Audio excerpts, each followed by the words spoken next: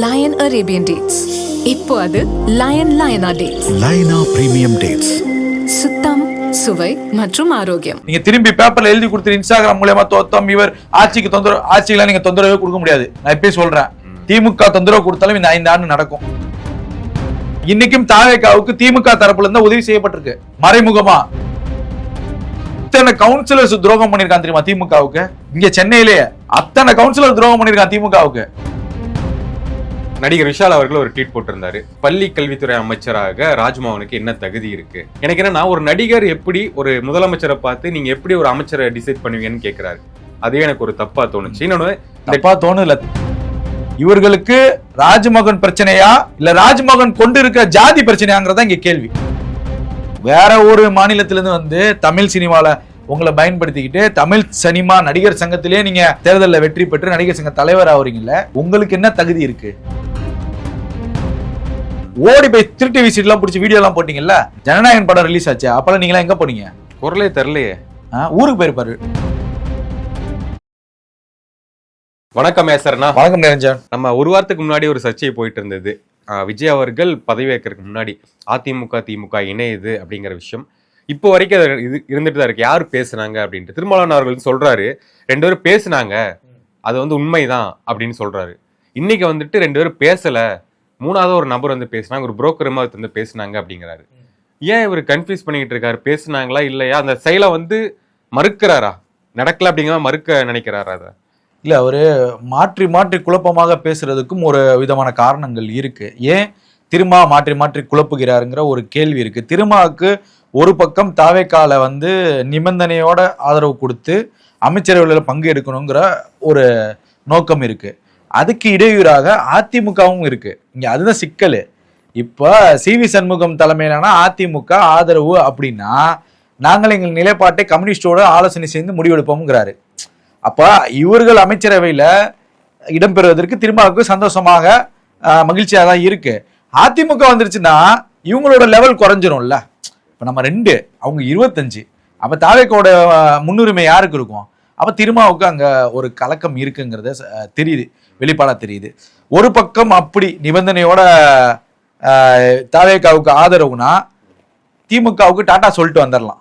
திருமா வந்து திமுகவுக்கு டாட்டா சொல்கிறாரா அப்படிங்கிற மாதிரி நம்ம தமிழன் கூட வச்சுக்கலாம். அதுவும் ஒரு நோக்கம் தான்.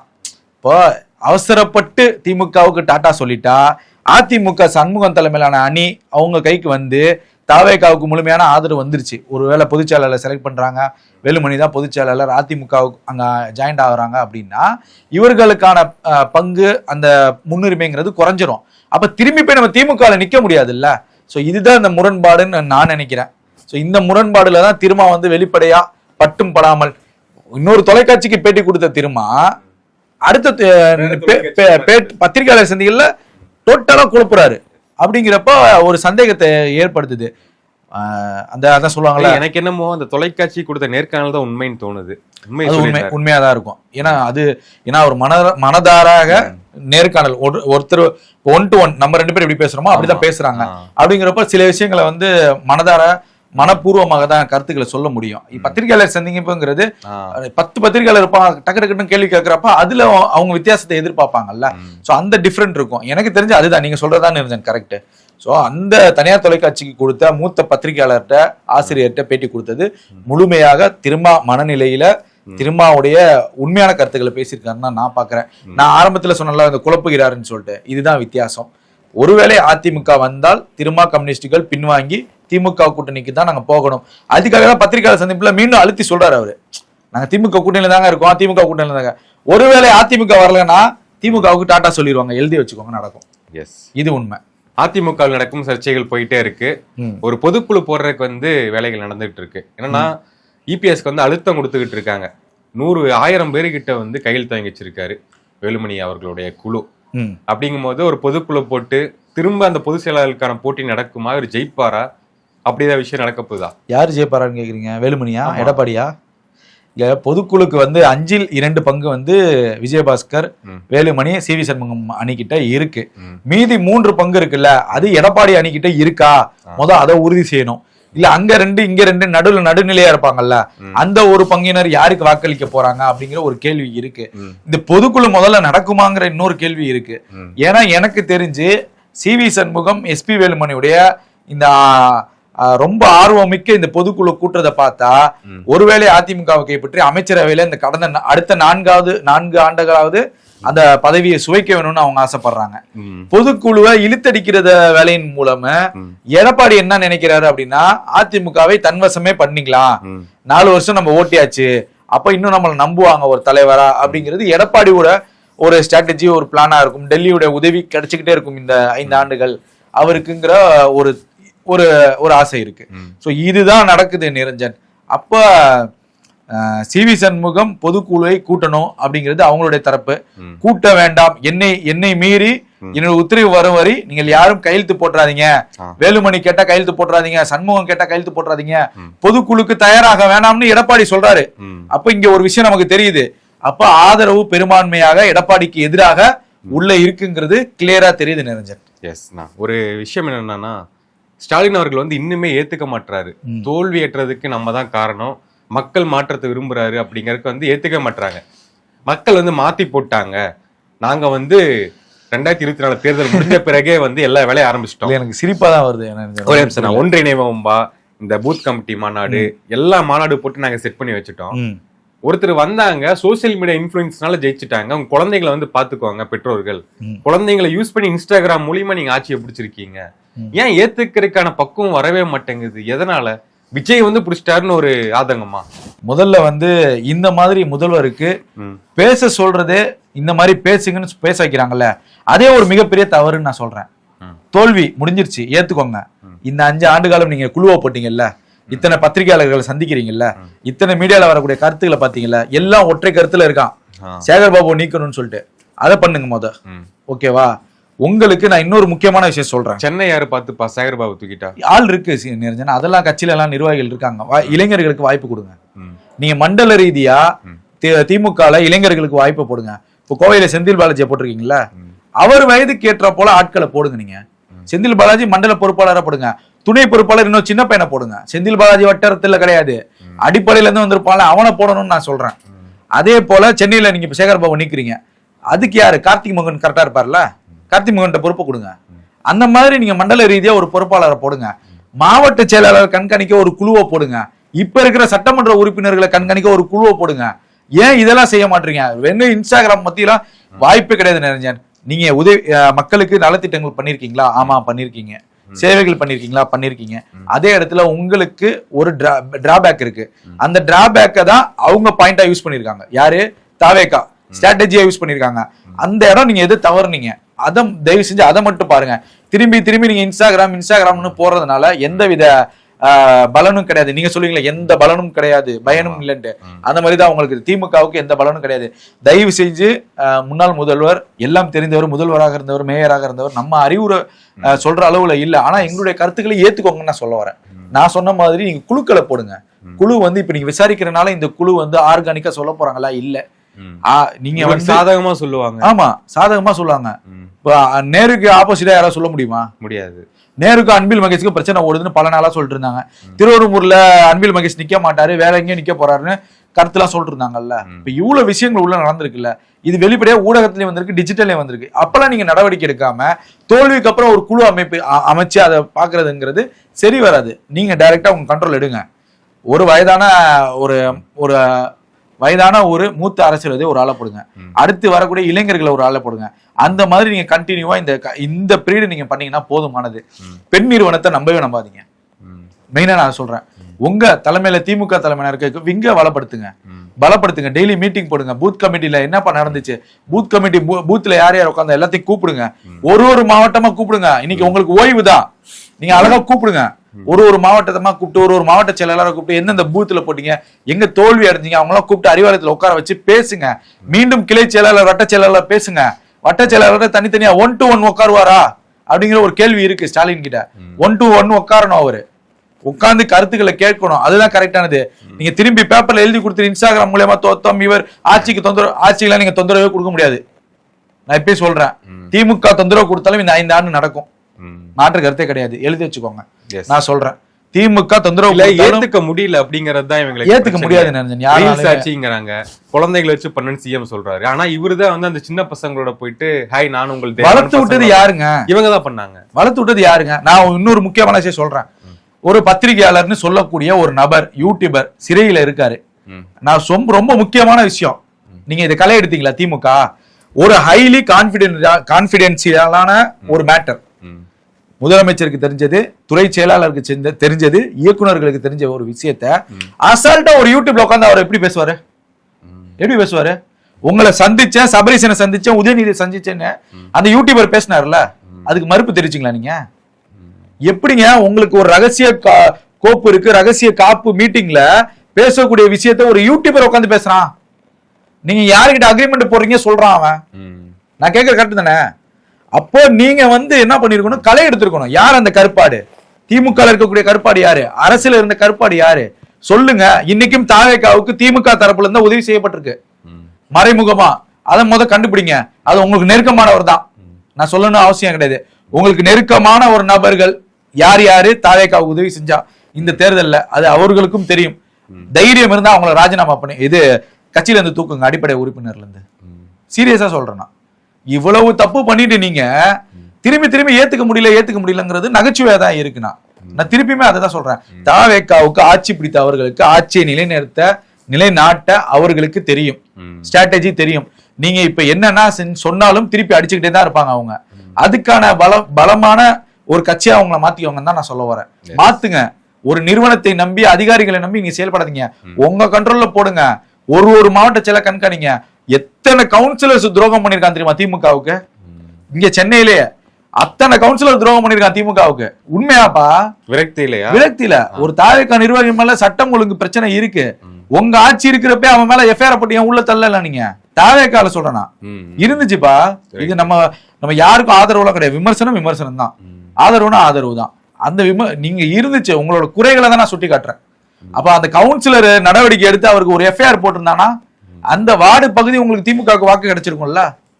அவன் தேர்தல் வரைக்கும் உங்க கூட வேலை பார்க்க வச்சுக்கிட்டு அவன் எப்படி நீங்க ஜெயிக்க முடியும் சொல்லுங்க? சோ இதுதான் நிரஞ்சன். நடிகர் விஷால் அவர்கள் ஒரு ட்வீட் போட்டிருந்தாரு. பள்ளி கல்வித்துறை அமைச்சராக ராஜ்மோகனுக்கு என்ன தகுதி இருக்கு, நாங்க வந்து எப்படி போய் அவர்கிட்ட ஒரு விஷயம்னா கேட்கறது, அந்த விஷயம் ஒண்ணு. சினிமா துறைக்கும் விளம்பரத்துறைக்கும் அவர் தான் அமைச்சர் அப்படின்னு மென்ஷன் பண்ணியிருக்காங்க. 30 ஆண்டுகள் சினிமால இருந்த விஜய்கிட்ட போய் இதை பிரச்சனை நாங்க கேட்கணுமா, இல்ல ராஜ்மோகனுக்கு சினிமா அனுபவம் என்ன இருக்கு, நாங்க என்ன போய் கேட்க முடியும் அப்படின்னு கேட்கிறாரு. இன்னொன்னு சொல்றாரு, இந்த book my show, ticket new இந்த ஆப்லாம் இருக்கு, நம்ம டிக்கெட்லாம் புக் பண்ணோம்னா 30 ரூபா வந்து சார்ஜ் பண்ணுவாங்க, அதெல்லாம் வந்து நீங்க தமிழக அரசை ஏத்துக்கணும் அப்படிங்கிறாங்க. எனக்கு என்னன்னா, ஒரு நடிகர் எப்படி ஒரு முதலமைச்சரை பார்த்து நீங்க எப்படி ஒரு அமைச்சரை டிசைட் பண்ணுவீங்கன்னு கேட்கிறாரு. அதே எனக்கு ஒரு தப்பா தோணுச்சு. இன்னொன்னு தப்பா தோணல, தப்பு தான். ஏன்னா நீங்க ஒரு நடிகர், அவ்வளவுதான். நீங்க எப்படி ஒரு சிஎம்கிட்ட போயிட்டு இவருக்கு என்ன தகுதி இருக்குன்னு கேட்கணும். ஏன்னா ராஜ்மோகன் அவர்கள் வந்து திரைத்துறையிலும் இருந்திருக்காரு, யூடியூபராகவும் பயணிச்சிருக்காரு, ஒரு படம் எடுத்திருக்காருன்னா பிளாபா பிளாக் ஷிப்னு ஒரு படம் எடுத்திருக்காரு. படமும் கொஞ்சம் ஓகே தான், திரைத்துறையில அனுபவம் இருக்கு. இப்ப சிஎம்ஏ 30 ஆண்டுகள் அனுபவம், சிஎம் விளம்பரத்துறை எடுத்துக்கிட்டு அவர்கிட்ட போய் நீங்க நின்று இருப்பீங்களா? அவருக்கு வேற வேலை இல்லையா? சினிமாவை பார்க்கறது மட்டும் தான் அவர் வேலை. துறையில இருந்து வந்தனால உங்களுக்கு முன்னுரிமை கொடுப்பாங்கன்னு எதிர்பார்த்து நினைச்சுக்கிட்டு இருக்காங்க சினிமால எல்லாருமே. அது தப்பு தானே. அவர் முதல்வர், மக்களால் தேர்ந்தெடுக்கப்பட்ட ஒரு முதலமைச்சர். அவர் மக்களுக்கு என்ன செய்யணுமோ அதை செய்வாரு. அந்த துறையில இருந்து வந்ததால கூடுதலா உங்களுக்கு என்ன ஏதாவது பெனிஃபிட்ஸ் இருக்குமோ அதை தான் செய்வாரு. தவிர உத்தரவு போடுறதுக்கு விஷால் யாரு? நீங்க எந்த மாநிலத்துல இருந்து வந்து இங்க வந்துட்டு நடிகர் சங்க தேர்தல் தானே, இதுல வெற்றி பெற்றாரு. உங்களுக்கு என்ன தகுதி இருக்கு விஷால்? நான் திருப்பி கேட்கறேன்ல, வேற ஒரு மாநிலத்தில இருந்து வந்து தமிழ் சினிமால உங்களை பயன்படுத்திக்கிட்டு தமிழ் சினிமா நடிகர் சங்கத்திலேயே நீங்க தேர்தலில் வெற்றி பெற்று நடிகர் சங்க தலைவர் ஆகுறீங்கல்ல, உங்களுக்கு என்ன தகுதி இருக்கு? சூர்யா கார்த்திக் அவர்களுக்கு இல்லாத தகுதி உங்களுக்கு என்ன இருக்கு? நீங்க ராஜ்மோகன் கேட்கறதுக்கு உங்களுக்கு என்ன தகுதி இருக்குன்னு நான் கேட்கறேன். உங்க மேல 1000 விமர்சனம் வந்துச்சு. பெட்டி வாங்கினார் விஷால், கொள்ளையடித்தார் விஷால், நான் சொல்லல. நடிகர் சங்க பிரச்சனை யூடியூப்ல நீங்க எப்பயும் போட்டீங்கன்னா விஷால் முறைகேடுன்னு போட்டீங்கன்னால வீடியோஸ் வரும். இந்த விஷால் ராஜ்மோகனை பார்த்து எப்படி கேள்வி கேட்கலாம்? பேசிக்லி ராஜ்மோகனை நான் பார்த்திருக்கேன். அவர் விகடன்ல இருந்து எத்தனை பத்திரிகை துறையில வேலை பார்த்தாரு, யூடியூப் ஆரம்பிச்சதுல இருந்து ஏதாவது ஒரு இடத்துல அவருடைய வாழ்க்கை ஜொலிக்காதா, ஏதாவது ஒரு இடத்துல இந்த வாழ்க்கை இப்படி மாறிடாதா அப்படின்னு கஷ்டப்பட்ட ஆளு ராஜ்மோகன். திரைப்படங்கள்ல நடிச்சிருக்காரு, சீரியல்ல நடிச்சிருக்காரு, இன்னும் யூடியூப்கள்ல ஆங்கரா பணியாற்றி இருக்காரு. அப்படி கஷ்டப்பட்டு பிரச்சனை படத்துக்கு தொகுப்பாளரா வந்து இசை வெளியீட்டு தொகுப்பாளரா அப்படிதான் இருக்கும். நீங்க அப்படிதான் இருக்கும். அப்படிங்கறதான் குத்துச்சுனாதான் அது நெஞ்சு குத்தணும் தம்பி. அப்படிப்பட்டு கஷ்டப்பட்டு ஒரு ஆளு ஒரு மாற்றத்தை கொடுத்திருக்காரு மாண்புமிகு முதல்வர் விஜய் அவர்கள். அப்ப உங்களுக்கு குத்தாம என்ன செய்யும்? கொடையும் இன்னும் கொடைக்கணுங்கிறனா நீ போய் நில்லு. இவர்களுக்கு ராஜ்மோகன் பிரச்சனையா இல்ல ராஜ்மோகன் கொண்டு இருக்க ஜாதி பிரச்சனையாங்கிறதா இங்க கேள்வி. ரெண்டுமே பிரச்சனை. அதுதான் நான் கேக்குறேன். அப்போ உங்களுக்கு வேற மாநிலத்துல வந்து நீங்க தலைவர் ஆகுறப்ப மத்த நடிகர்கள்லாம் ஏத்துக்கிறப்ப ராஜ்மோகனை நீ ஏத்துக்கணும்பா. உனக்கு என்னப்பா தகுதி இருக்கு? இப்ப நான் கேட்கல, எல்லாமே யூடியூப்ல பேசியிருக்காங்க ஆல்ரெடி. அதை தான் நான் திருப்பி ரிப்பீட் பண்றேன். அப்படி ராஜ்மோகனை நம்ம பார்த்திருக்கோம், அவரை களத்துல பார்த்திருக்கோம், செய்தியாளர் இது யூடியூப்ல பார்த்திருக்கோம், படத்துல. அப்படி ஒரு துறையில அவர் வெற்றி பெறுவதற்கான வழிகளை ஏற்படுத்தினார் தம்பி. இப்ப பிரச்சனைனா படம் எடுத்திருக்காரு, நடிச்சிருக்காரு, இதுக்கு மேல என்ன அனுபவம் வேணும்? சினிமா அனுபவம் பண்ணுவாரு, சிறப்பா பண்ணுவாரு. இப்ப நீங்க தானே பொறுப்பேற்றிருக்காரு, உனக்கு என்ன அவசரம்? அவ்வளவு அவசரம் என்ன? நான் எனக்கு நீங்க நடிகர் சங்கத்தால இருந்தீங்கல்ல, ஓடி போய் திருட்டு விசிட் எல்லாம் பிடிச்சி வீடியோ எல்லாம் போட்டீங்கல்ல, தமிழ் ராக்கர்ஸ் வெளியிட்டா நீங்க தலைவரா இருக்கிறப்ப என்ன பண்ணிட்டு இருந்தீங்க? வாட் டேஷ் அப்படின்னு கேள்வி வருது இல்ல. நீங்களா என்ன பண்ணீங்க? ஜனநாயகன் படம் ரிலீஸ் ஆச்சு, அப்பெல்லாம் நீங்களா எங்க போனீங்க? குரலே தெரியலையே. ஊருக்கு போயிருப்பாரு, வெயில் அதிகமா இருக்குல்ல சென்னையில, அதனால இருக்கும். அப்ப நீங்க இவ்வளவு எல்லாம் பண்ணிட்டு இவ்வளவு விஷயங்களை கட்டமைச்சுட்டு ஓடிடிக்கு என்னென்ன பண்ணீங்க? எல்லாம் இந்த சினிமா, தமிழ் சினிமா அழிஞ்சதுக்கான காரணங்கள்ல நீங்களும் ஒரு ஆள். இல்ல, எனக்கு என்ன விஷயம் என்னன்னா, சினிமா துறை வந்து ஒருத்தர் முதல்வர் ஆயிட்டார் அப்படின்னா சினிமா துறைக்கே எல்லாமே பண்ணணும். அப்படி பண்ண முடியாது. க்ளோஸா இருக்காரு இவரு அப்படின்ட்டு போய் டெய்லி ஒரு கோரிக்கை வைக்கிறாங்க. ஒரு மூர்த்தி இயக்குனர் போயிட்டு உதவி இயக்குனர் எல்லாத்துக்குமே ஒரு 50 ஏக்கர் லேண்ட் கொடுங்க, வீடு கட்டிக்கிட்டோம் அப்படிங்கிறாரு. டாக்ஸ் ஃப்ரீ பண்ண சொல்றாங்க. செய்வாங்க எல்லாமே செய்வாங்க. இப்பதான் அவர் பதவி ஏற்றிருக்காரு. இன்னும் மக்களுக்கு சொன்ன வாக்குறுதியே இன்னும் நிறைவேற்றல. நிறைய விஷயங்கள் இருக்குல்ல, செய்வாங்க. ஆனா உங்களுக்கான ரெஸ்பெக்டா அந்த முதல்வர் கொடுக்குறாருல, கோரிக்கையை வச்சீங்களா, வந்தீங்களா, அந்த மாதிரி இருங்க. நீங்க ராஜ்மோகனுக்கு தகுதி இருக்கா, அருண்ராஜுக்கு தகுதி இருக்கா, ஆதவுக்கு தகுதியா கேள்வி கேட்கறதுக்கு உங்களுக்கு என்ன தகுதி இருக்குன்னு தான் நான் கேட்கறேன். கரெக்ட், ஓகேவா? இப்போ உங்களை சார்ந்த விஷயங்களை நம்ம எடுக்கணும்னா பிளா பிளா பிளா பிளா நம்ம எடுத்துட்டே போலாம், அது தேவையில்ல. அடுத்தவருடைய பர்சனல் விஷயத்த நம்ம பேச இங்க வரல. ஒரு பத்திரிகையாளரா நம்ம என்ன கருத்து எடுக்கிறோம்? அவர் பல துறைகள்ல முன்னேறி வெற்றி பெறணும்னு வந்தவர், கஷ்டப்பட்டிருக்காரு, தன்னுடைய உழைப்பை வைத்து கஷ்டப்பட்டிருக்காரு. யார்ட்டையும் ஒரு ரூபா பிச்சை எடுத்தோ, யார்ட்டையும் ஒருத்தன் கொள்ளையடிச்சோ இன்னைக்கு அமைச்சர் பதவிக்கு வரல. இன்னைக்கு அமைச்சரா வர்றதுக்கும் அந்த கட்சியில பணி செஞ்சிருக்காரு. அவரு எத்தனை மேடைகள்ல பேசியிருக்காரு, எத்தனை பிரச்சாரங்கள்ல பேசியிருக்காரு, ஊடகத்தை ஒருங்கிணைச்சிருக்காரு தம்பி. மெயின் அதுதான். அதாவது விஜய் அவர்கள் செஞ்ச பிரச்சாரமே 10 நாள். அந்த 10 நாள் பிரச்சாரத்திற்கு அப்புறமும் மற்ற மாவட்டங்கள், மற்ற தொகுதிகளில் பிரச்சாரம் போடுறதுக்கு, ஆட்களை போடுறதுக்கு உதவி செஞ்சிருக்காரு. அதற்கு இடையில ஊடகத்துல பேசுறது ஆள் இல்ல. எல்லா மேடையில அவர் தானே பேசுறாரு. யூடியூப்ல பேசணும், மேடையில பேசணும், உங்க ஊடகத்துல பேசணும், ஆள் இல்ல.